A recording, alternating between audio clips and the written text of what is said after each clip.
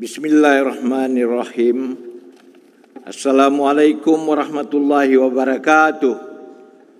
Salam sejahtera dan salam Malaysia Madani.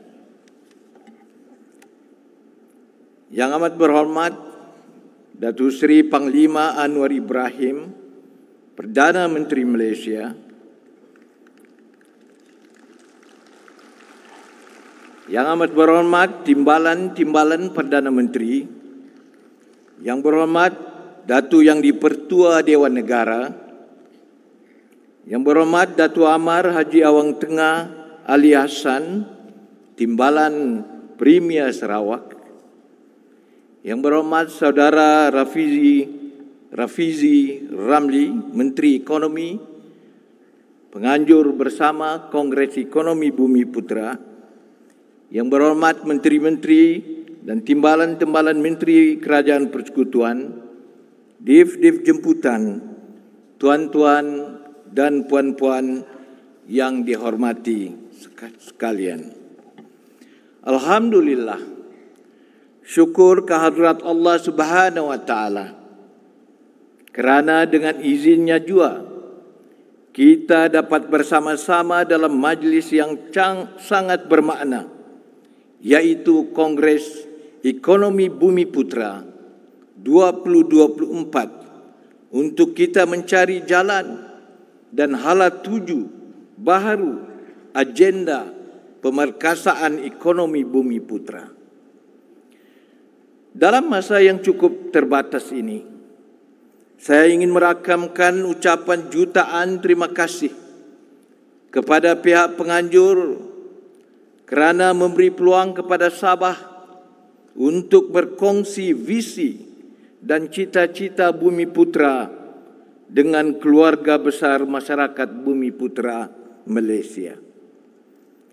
Tuan-tuan dan puan-puan sekalian, Bumi Putra di Sabah agak berbeza sedikit dari segi latar belakang geografi, budaya dan sejarah berbanding saudara-saudara kita di Semenanjung.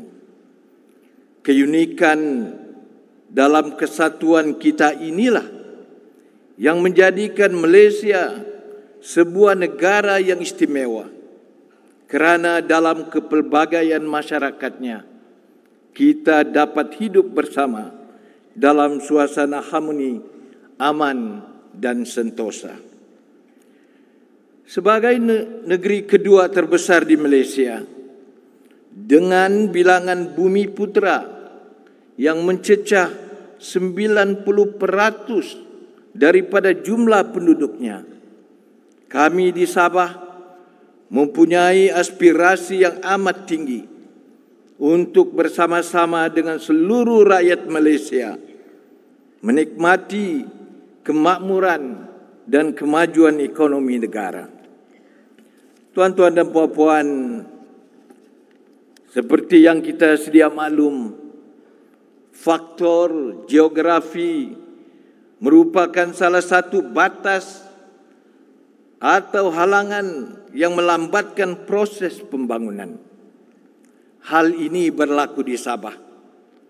Dan perkara ini bukan sahaja menghambat pertumbuhan ekonomi dan melambatkan proses pembangunan, tetapi juga membatasi aktiviti perekonomian masyarakat Bumi Putra, terutama mereka yang tinggal jauh di pedalaman, sekaligus membatasi akses mereka kepada segala kemudahan yang diperlukan, seperti kemudahan pendidikan yang berkualiti, kemudahan kesihatan, kemudahan telekomunikasi, dan kemudahan-kemudahan yang lain.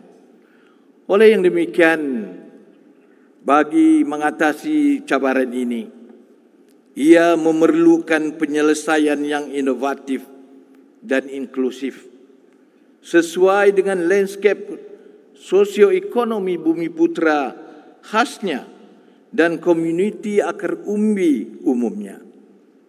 Pun begitu, Sabah mempunyai competitive advantage yang boleh dimanfaatkan untuk kemajuan ekonomi Bumi Putra dari segi penjanaan pendapatan dan penyediaan peluang pekerjaan. Justru saya percaya dengan memperkasakan ekonomi Bumi Putra di Sabah melalui penyediaan latihan, akses kepada pendidikan berkualiti, peningkatan literasi digital dan keuangan, serta melengkapi kemahiran yang diperlukan di samping kemudahan infrastruktur sebagai keperluan asas, akan membolehkan mereka mampu untuk bersaing di peringkat nasional kalaupun tidak di pentas global. Ekonomi digital umpamanya, sektor ini mempunyai potensi yang besar untuk Sabah dan menawarkan cara untuk menangani halangan tradisional serta mencipta peluang baru untuk pertumbuhan dan kejayaan ekonomi. Namun, untuk memanfaatkan sepenuhnya potensi ini, kita juga mesti memberikan tumpuan kepada penyediaan infrastruktur fizikal dan pemboleh daya yang lengkap. Mengembangkan rangkaian infrastruktur yang kukuh adalah penting untuk ekonomi Sabah, terutamanya dalam meningkatkan perhubungan antara kawasan pedalaman dan pusat bandar. Ini bukan sahaja menyokong ekonomi akar umbi Bumi Putra, tetapi juga meletakkan asas kepada model pembangunan yang lebih inklusif dan mampan untuk komuniti Bumi Putra. Dengan kata lain, pemerkasaan ekonomi khususnya bagi Bumi Putra di Sabah mestilah selari dengan pembangunan jaringan infrastruktur sebagai pemboleh daya utama. Tuan-tuan dan puan-puan yang dihormati sekalian, visi kami adalah untuk memastikan agar usaha pemerkasaan ekonomi Bumi Putra Sabah diinstitusikan dan meraih pengiktirafan identiti unik bagi Sabah dalam konteks Malaysia. Untuk mencapai matlamat ini, pembiayaan dan peruntukan sumber keuangan yang dikhususkan adalah penting di dalam menyokong agenda pemerkasaan ekonomi Bumi Putra di Sabah. Selain itu, pendekatan yang tepat haruslah dititik beratkan di dalam pembangunan ekonomi yang mengiktiraf keperluan dan cabaran khusus Bumi Putra di Sabah.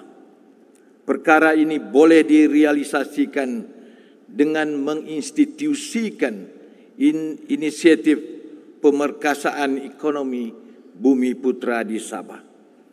Sesungguhnya kami beriltizam untuk menutup rapat jurang kemiskinan yang telah lama menyelubungi ramai Bumi Putra di Sabah.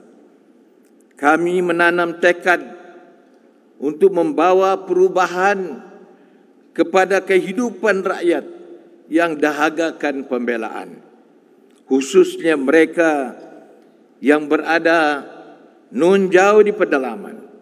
Kami juga percaya betapapun jauh dan terpencil rakyat kita berada, namun jika mereka mempunyai akses kepada kemudahan infrastruktur yang baik dan mendapat pendidikan yang berkualiti, insya-Allah mereka juga boleh kita bangunkan menjadi usahawan yang berdaya maju kerana mereka mempunyai sumber serta peluang untuk berjaya.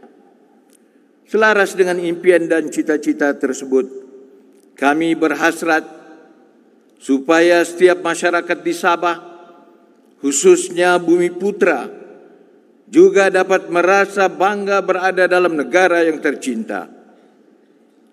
Kami tidak mahu ketinggalan Bahkan kami sentiasa berharap agar kek kemakmuran dapat dikongsi bersama dalam satu keluarga besar Malaysia. Jangan jadikan Laut Cina Selatan itu sebagai pemisah atau penghalang kepada kemajuan dan kesejahteraan bersama. Tuan-tuan dan puan-puan sekalian, saya ingin merujuk kepada saranan yang amat berhormat Datuk Seri Dr. Ahmad Zahid Hamidi, Timbalan Perdana Menteri, semasa merasmikan Kongres Ekonomi Bumi Putra pada hari Khamis yang lalu. Beliau telah memperkenalkan 6 tekad transformasi pemerkasaan ekonomi Bumi Putra yang kami rasa sangat sesuai dan tepat pada masanya. Justru kami mengalu-alukan pemakaian dan pelaksanaan 6 tekad tersebut.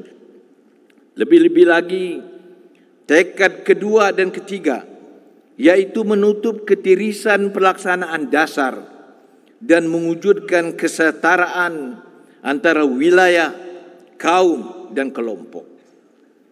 Demikian juga dengan 3 ikhtiar yang disyorkan bagi melonjakkan ekonomi Bumi Putra, yaitu mewujudkan perbadanan tanah Bumi Putra, mewujudkan wakaf pendidikan, kesihatan dan kebajikan, dan ketiga, mengindustrikan pertanian. Kami menyokong penuh saranan ini kerana ia senada dengan dasar hala 7 Kerajaan Negeri Sabah, yang antara lain bertekad untuk memperkasakan sektor pertanian, perindustrian dan pelancongan dengan iltizam politik yang tinggi dan dengan sokongan padu daripada kerajaan perpaduan di peringkat pusat.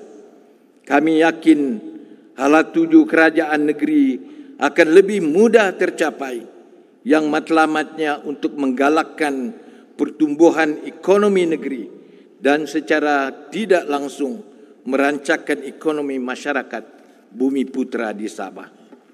Tuan-tuan dan puan-puan, saya berharap apa juga resolusi yang digarap daripada Kongres ini akan turut mengambil kira kepentingan masyarakat Bumi Putra di Sabah, yang pada masa yang sama saya juga berharap apa juga pendekatan yang diambil bagi memperkasakan ekonomi Bumi Putra Sabah, wajar kaedah atau pendekatan itu diinstitusikan di bawah kawal selia entiti Kerajaan Negeri Sabah.